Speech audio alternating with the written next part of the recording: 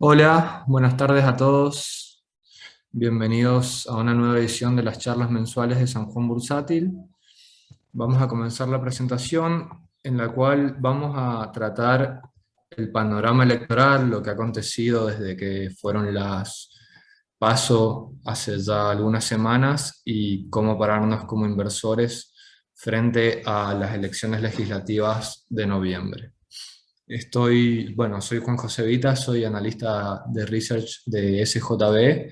y estoy junto a Gabriel Notario, que me está acompañando y con quien vamos a dar la presentación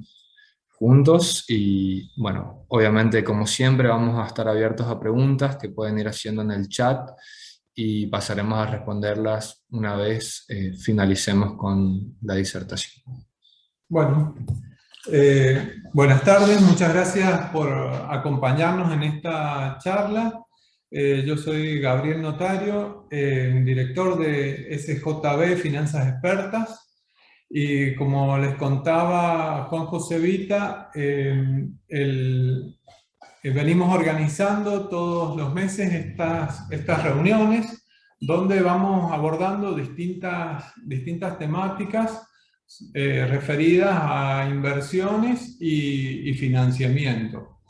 Hoy el tema es cómo posicionarnos frente a un escenario electoral y bueno, Juan José nos va a ir contando, yo le voy a ir haciendo algunas preguntas, algunos interrogantes. Las preguntas que ustedes tengan nos las van pasando por el chat. Buenísimo, gracias Gaby. En primer lugar, vamos a analizar los resultados electorales, cómo salieron. Fue algo que nos tomó por sorpresa a todos. Creo que nadie, ninguna encuestadora, ningún analista político preveía que iba a suceder lo que sucedió en las PASO, en las cuales hubo una clara derrota del oficialismo nacional, del Frente de Todos, y no fue eso solo la sorpresa que en general las encuestadoras lo daban por ganador, por un porcentaje escueto, pero por ganador al Frente de Todos. Lo que fue muy contundente fue la magnitud de la derrota y el claro ganador en este caso fue Juntos por el Cambio, que ganó en 14 provincias, teniendo un desempeño mucho mejor que en la última elección, la de cambio de gobierno. Ganó en 8 provincias más que en ese momento, y el Frente de Todos resultó el gran perdedor, ya que ganó en 11 provincias menos que en el 2019, ganando en este caso solo en 7 provincias y perdiendo además provincias con mucho peso electoral, lo cual condiciona y ha impulsado una reacción en cuanto a políticas que afectan obviamente a los activos del mercado argentino, en lo cual ya vamos a profundizar. Bueno, lo más contundente de todo, de la elección en sí y en cuanto a el condimento que tiene la provincia de Buenos Aires como distrito electoral y como distrito que engloba además la mayor parte de la población del país y por ende la mayor relevancia económica, fue la derrota en un terreno en el cual en general el Frente de Todos o el peronismo como fuerza tiende a imponerse. Y bueno, en este caso, Juntos por el Cambio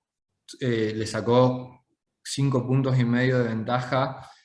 con la coalición formada por, bueno, Diego Santilli y Facundo Manes, presentándose como alternativas separadas, pero como parte de una interna partidaria, que lograron imponerse ante la candidatura de Victoria Tolosa Paz. Así que un poco lo que les dije, pasando en limpio, fue una clara derrota del oficialismo gobernante y el principal ganador fue Juntos por el Cambio, que en cuanto a número de votos le sacó casi 2 millones de votos de diferencia. También cabe destacar que fue una elección con baja participación electoral, fue uno de los porcentajes más bajos de Padrón presentándose a elegir de la historia, incluso bajo para una elección primaria, una elección paso, y se espera que aumente significativamente el padrón, que es lo que tiende a suceder entre las PASO y las elecciones oficiales. Si pensamos en participaciones previas de elecciones, en promedio se presenta entre un 75 y un 80% del padrón electoral a votar, y esto haría que se presenten en las oficiales, en caso de darse el promedio, alrededor de 4 millones de electores más. Si pensamos que la diferencia entre Juntos por el Cambio y el Frente de Todos es de 2 millones, esta participación de 4 millones de electores más podría ser significativa si se inclina para algún lado en específico. Y si repasamos elecciones previas, lo que ha sucedido es en general que esta gente que se abstiene de presentarse en las PASOs y va a votar a las elecciones generales, tiende a inclinarse por el bloque de Juntos por el Cambio. O sea que si se da lo que ha pasado previamente, el hecho de que aumente el porcentaje del padrón que se presente tendería a favorecer a la actual oposición y podría dar al menos un resultado de similar contundencia en caso de darse lo que ha sucedido en la historia. Obviamente la historia no siempre se repite, puede cambiar,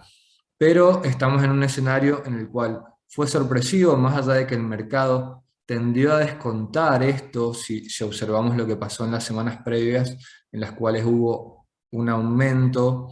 en los activos argentinos, tanto en bonos como en acciones, experimentaron una suerte de rally o de revalorización, y esto condice con el hecho de que la oposición, Juntos por el Cambio, tiende a ser un partido considerado más market friendly. Bueno, a raíz del resultado electoral, como muchos habrán visto en las noticias y también en ciertas cuestiones que ya empiezan a afectar, hubo una reacción fuerte dentro del partido oficialista, hubo mucho revuelo interno, muchos cruces entre sus líderes, y no solo retóricos, sino que a su vez la derrota propició cambios en el gabinete. Y si vamos a lo que es la macroeconomía a la luz de los resultados, ha habido cierto cambio o cierta reacción hacia el resultado electoral, y nosotros creemos que mayoritariamente se engloba en lo siguiente. El crawling peg, que es la devaluación controlada del tipo de cambio, creemos que va a seguir siendo lento. La estrategia del oficialismo durante este año ha sido el del retrasar la devaluación del tipo de cambio para generar una especie de apreciación de los salarios medidos en moneda local frente a lo que son el consumo de productos que sobre todo tienen componentes importados. Creemos que esto va a seguir así, que van a intentar ir frenando la devaluación del tipo de cambio oficial para dar esta sensación de mayor poder adquisitivo con pesos. También la cuestión de atrasar las tarifas o frenar los aumentos tarifarios también para generar una suerte de mayor poder adquisitivo en la población. Otra cosa muy clara es la mayor asistencia por parte del Banco Central del Tesoro, que esto es comúnmente llamado emisión monetaria. En lo que va de este mes, el Banco Central ha transferido 250.000 millones de pesos al Tesoro para financiarlo, y en todo el año le ha transferido 960.000, o sea que más del 25% de la emisión monetaria se ha dado en este último mes, esto a raíz de algunas políticas en las cuales se intenta compensar o se intenta aumentar todo lo que tiene que ver con el salario mínimo, la vuelta del IFE, algunos planes para favorecer o para aumentar el poder adquisitivo de la gente ante un contexto también en el cual se plantea que ha habido una pérdida abismal de poder adquisitivo en lo que va del año si comparamos aumentos salariales o paritarios frente a la inflación. También se pone sobre la mesa la posibilidad de que haya una mayor intervención cambiaria o nuevas regulaciones, debido a que uno de los mayores problemas que está teniendo el gobierno actual y que mayores disrupciones generan en cuanto a, sobre todo a la balanza comercial, es la cuestión de la brecha cambiaria, que es algo que este gobierno intenta atacar vía intervención, teniendo el Banco Central interviniendo en el mercado de bonos para intentar achicar la brecha entre el tipo de cambio oficial, que es la rayita que acá vemos en gris, que viene en esta tendencia alcista pero controlada, que es el crawling peg, y los dólares que fluctúan libremente, que son los dólares de mercado, el dólar MEP, el dólar contado con liqui y bueno, también el dólar blue, que se mueven con menor intervención y que hoy en día están en brechas muy elevadas. La brecha entre el MEP y el oficial, si lo medimos con el AL30, que es el bono que interviene en el gobierno para intentar marcar una suerte de brecha, estamos en niveles muy elevados, brecha del 75%, y si vamos a bonos que no tienen intervención, estamos llegando a brechas de entre el 80 y el 95%, una situación que si evaluamos en la historia, estos niveles de brecha han sido muy desafiantes para el gobierno en cuanto a que generan muchas distorsiones, sobre todo en la balanza comercial, y que además muchas veces fogonean también la inflación. Así que encontramos en una instancia muy desafiante al gobierno, en el cual se encuentra con este problema cambiario de las brechas, con un problema que está en un escenario adverso políticamente y que están dispuestos a emitir para intentar dar vuelta o mejorar su resultado para no condicionar su gobernabilidad, de no perder mayoría en las cámaras. Así que en este contexto, que es en resumidas cuentas lo que ha pasado desde las PASO hasta ahora y lo que planteamos como entorno de acción del gobierno actual de aquí a las elecciones generales, vamos a empezar a darles algunas pautas de cómo podemos invertir para protegernos ante este contexto, y los dejo con Gaby, que les va a hablar de dólares. Bueno, una de las alternativas que tenemos para comprar dólares es a través de lo que conocemos como dólar bolsa. El dólar bolsa es utilizar operaciones bursátiles, operaciones de bonos, para poder obtener dólares. ¿Cómo se hace esto? Yo arranco con pesos, con esos pesos compro un bono, debo hacer un parking para venderlo en mercado local, tengo que hacer un parking o mantener esos bonos por un día y al día siguiente ya los puedo vender contra dólares. De esa forma quedo con dólares en mi cuenta comitente y los puedo mantener ahí en custodia, o se los podemos transferir a la cuenta bancaria para que los retiren. Esa forma de comprar dólares no tiene límites en cuanto a montos máximos, no requiere de ninguna autorización. El dólar MEP o dólar bolsa hoy está dando 175,37 y es una cotización compuesta por estos precios de los bonos en pesos y en dólares. Esta alternativa también me sirve para vender dólares. Es decir, si yo tengo dólares depositados en mi cuenta bancaria, los puedo transferir a mi agente, los puedo transferir a SJB y hacer la operación inversa, es decir, compramos un bono, lo pagamos en dólares y con ese bono lo podemos vender en pesos y obtener este tipo de cambio mucho más beneficioso que si vendemos los dólares al tipo de cambio oficial. Esa sería una alternativa tanto para comprar como para vender dólares. Buenísimo, Gaby, gracias. Bueno, ahora siguiendo con la evaluación de alternativas, vamos a dar un contexto de qué nos convendría hacer si nosotros tenemos pesos y estamos ante un entorno en el cual tenemos que administrar esa liquidez o esos pesos que tenemos de cara al escenario electoral que tiende a ser algo bastante disruptivo a nivel de mercado. Les vamos a dar distintas alternativas. Para ello, como siempre,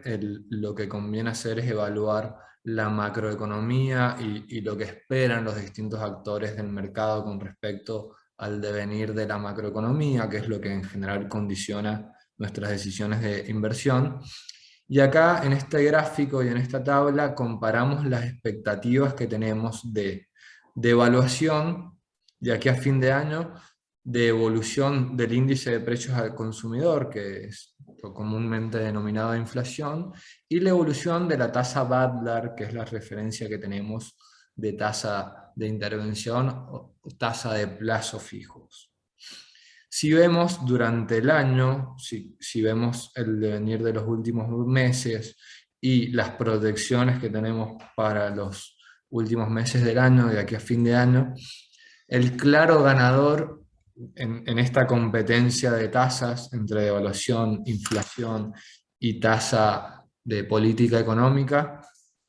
el claro ganador es la inflación. Como todos sabrán, este año la inflación ha estado muy elevada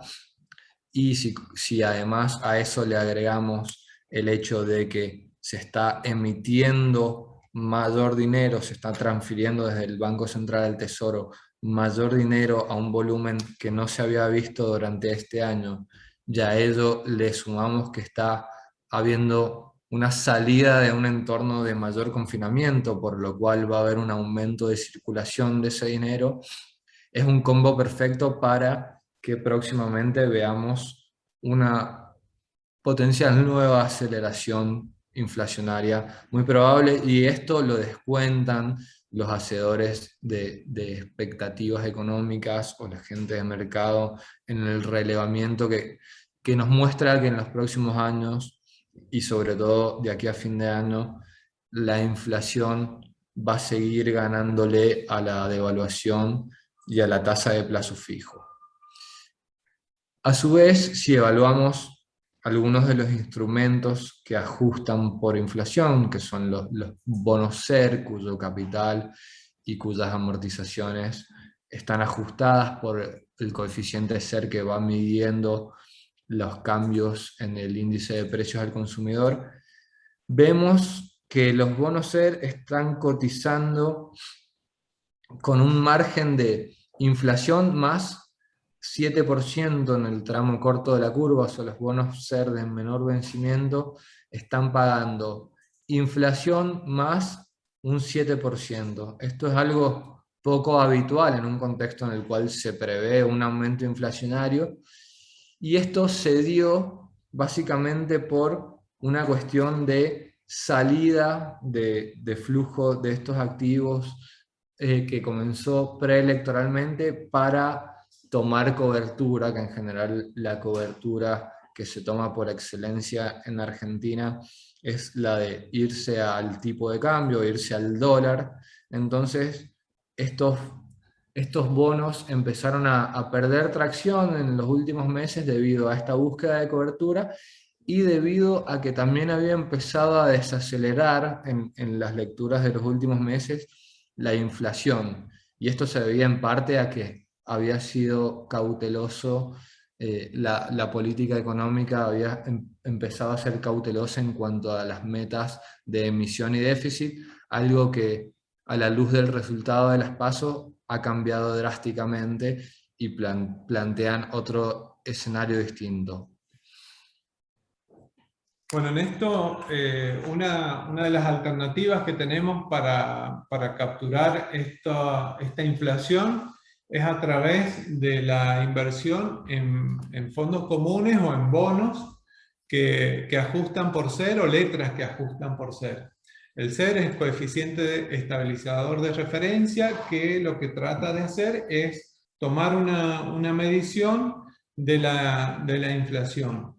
Entonces se nos presentan algunas alternativas de bonos que tienen esta cláusula de ajuste y que además pagan una sobretasa. Al invertir en este tipo de activos,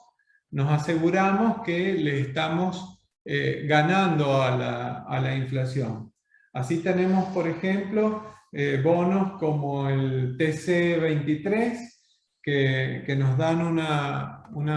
además del ajuste de capital por inflación, nos da una TIR que está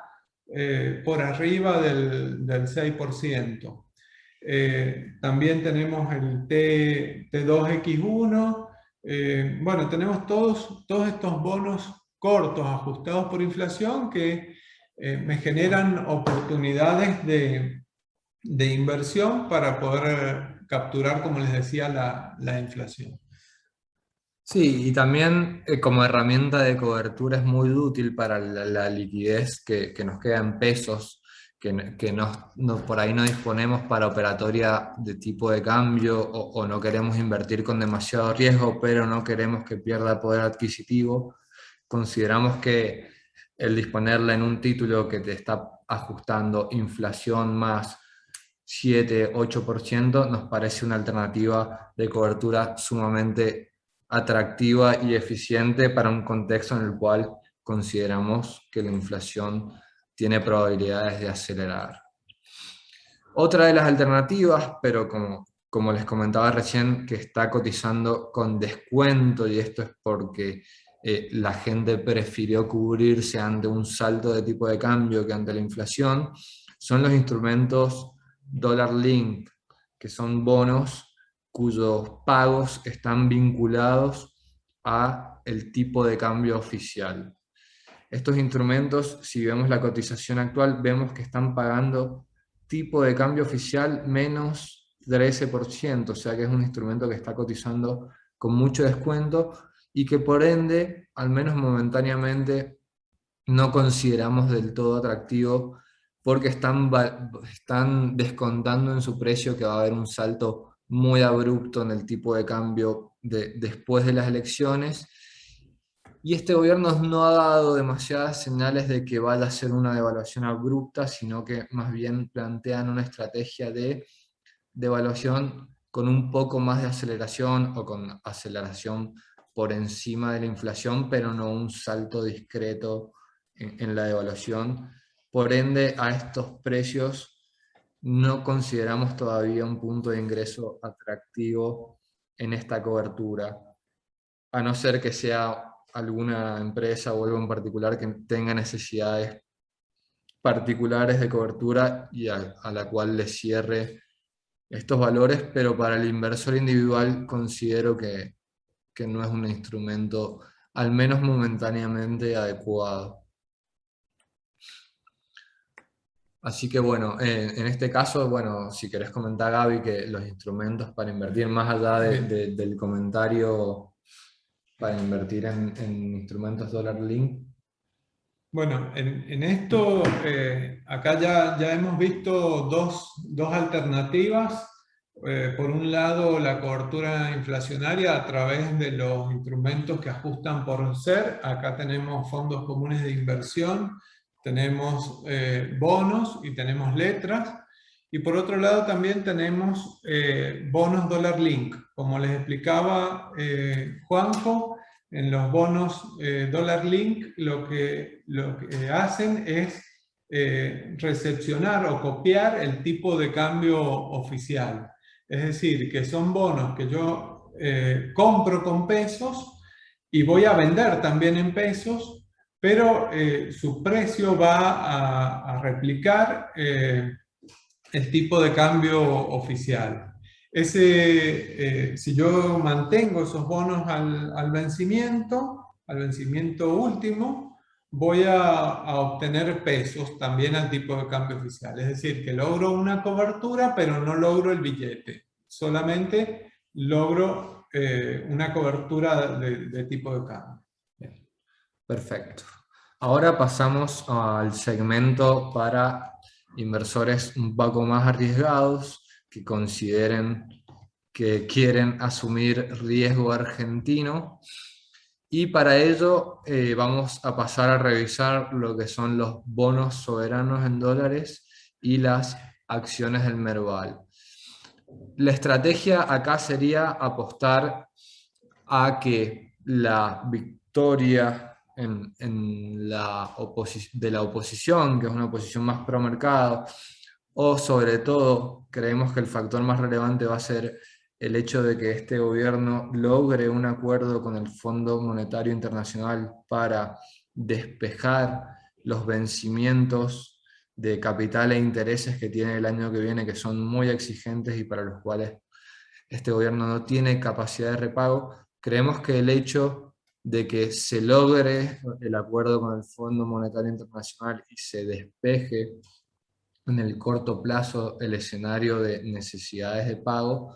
puede llevar a una revalorización de los bonos soberanos en dólares y también de las acciones argentinas, debido a que si observamos en este gráfico, a ver, un segundo por favor, les pido disculpas que vamos a iniciar el video, que estábamos con algunos problemitas técnicos, les pedimos disculpas. Si vamos a observar la curva de bonos, vemos que los bonos argentinos se encuentran cotizando en valores hipercastigados, se encuentran muy deprimidos en su cotización, son bonos que se reestructuraron a principio, bueno, en la primera mitad de este año y que de ahí en más se fueron deteriorando significativamente en su cotización, debido sobre todo a un aumento en la incertidumbre política, pero consideramos, y viéndolos en términos comparativos, si evaluamos a los bonos, a los niveles que cotizan el resto de los bonos de Latinoamérica y el resto de los bonos de países emergentes, algunos muy similares e incluso en peor situación que la Argentina en cuanto a balanza comercial, en cuanto a la posibilidad de generar divisas y en cuanto al tamaño de su economía, podemos observar que los bonos argentinos se encuentran cotizando con un castigo muy significativo,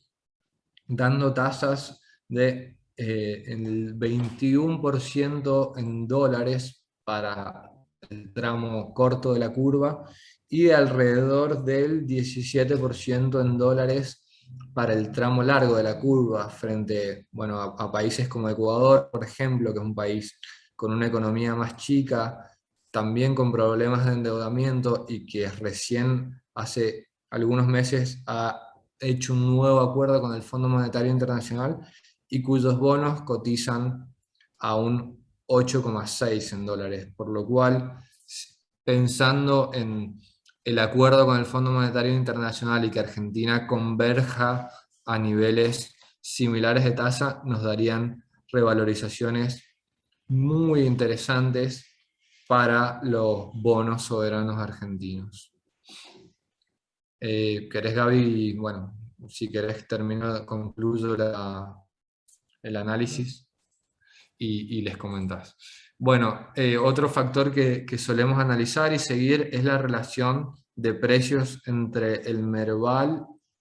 medido en dólares y los bonos argentinos. Y vemos en este caso que hoy en día los bonos se encuentran cotizando bastante más baratos que las acciones, o en menor precio o con mayor descuento que las acciones, si medimos la proporción histórica, al menos durante este año.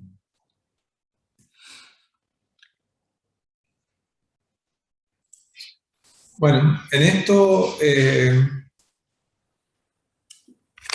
tenemos, como lo decía Juanjo, la oportunidad de posicionarnos en estos activos como una inversión de riesgo, donde compramos, por ejemplo, una L30, que es uno de los bonos más operados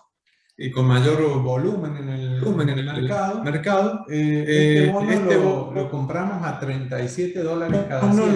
lo compramos a $37 cada 100, es decir, al 37% de valor. Esto hace que sea una alternativa bastante interesante para quienes estén dispuestos a asumir riesgo. Acá el drive que debiéramos esperar sería el acuerdo con el Fondo Monetario. Así que esa también es una alternativa.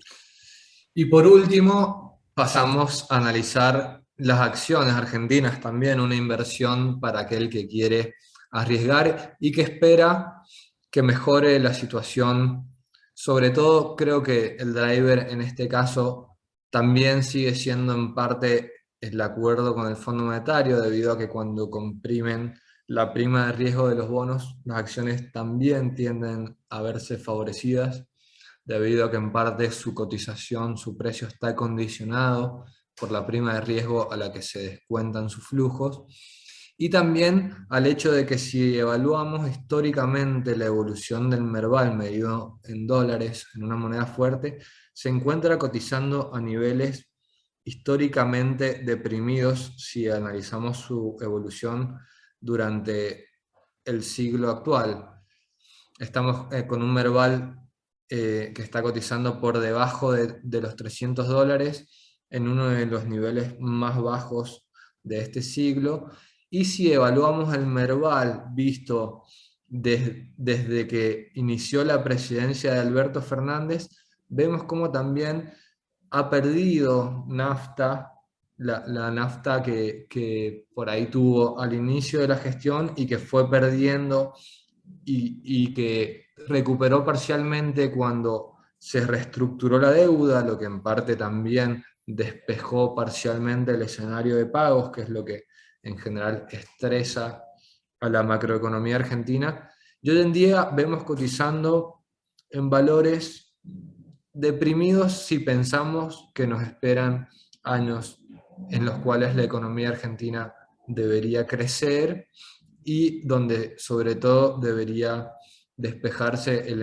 escenario de pagos, lo que daría más lugar al hecho de poder hacer políticas expansivas y que crezca la economía argentina y con ella las empresas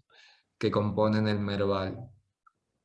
Ahora los dejo con Gaby por último para darles recomendaciones específicas de acciones en caso de que decidan tomar posición en el Merval esperando este escenario. Cerrate tu micrófono, así no se acabó.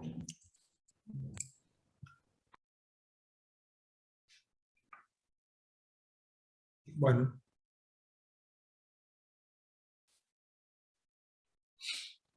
Bueno, dentro de las alternativas que tenemos como para posicionarnos en el mercado argentino, quienes estén dispuestos, como les decía recién, a tomar riesgo,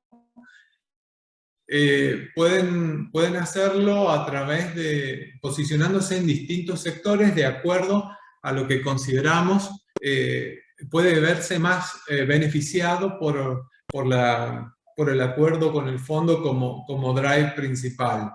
Dentro del sector bancario tenemos acciones como Galicia, Macro o Bima. Dentro del sector manufacturas industriales tenemos a Mirgor. En el sector construcción, Loma Negra, Holcim, cementeras, las dos. Y dentro del sector energético tenemos Vista, Pampa Energía, que vemos con posibilidad de tener subas en el futuro. Sí, como parte de la estrategia también me parece que la búsqueda va en el hecho de posicionarse en empresas cuyos negocios, más allá de la situación macroeconómica general del país, cuyos negocios sean robustos, tengan márgenes operativos razonables y negocios en los cuales, más allá del hecho de que esperamos que se comprima el riesgo económico de Argentina como país, son negocios que ganan dinero y que además tienen capacidad de repago para el inversor que decide posicionarse en esos activos, y es por ello que más allá del factor de riesgo subyacente, son buenos negocios, y es por eso que elegimos dentro de lo que es el Merval en general pararnos en estos activos. En esto podemos plantearnos, de acuerdo al riesgo que nosotros estemos dispuestos a asumir, podemos tomar una postura muy conservadora. Para eso tenemos la alternativa de la compra de dólares a través del dólar bolsa, o podemos tomar la alternativa de meternos en el partido y tomar riesgo, posicionarnos en inversiones. En esto hemos planteado la alternativa de posicionarnos en bonos ajustados por inflación, bonos en dólares que están a precios muy bajos, y también posicionarse en acciones argentinas. Hay otras alternativas también para quienes desean estar fuera del riesgo argentino, pero eso ya es un capítulo aparte, que sería posicionarse en una cartera, por ejemplo, de CDRs, que son certificados de depósito argentino, son acciones que cotizan en Estados Unidos y se pueden negociar desde acá. También tenemos la alternativa de posicionarnos en fondos o en ETF para quienes quieran salirse del riesgo argentino y ver la película desde afuera. Puedo armar una mezcla entre todas esas cosas. Exactamente. Siempre tomar algún grado de diversificación es lo más recomendable. No atomizar tanto que quede muy dispersa la cartera, pero sí tomar diferentes riesgos, diferentes monedas, y por supuesto buscando diferentes resultados. Bueno, esa es toda la presentación. Quedamos ahora abiertos a la ronda de consultas, si es que las hay. Y bueno, muchísimas gracias en primer lugar por escucharnos, y quedamos abiertos a las consultas vía chat.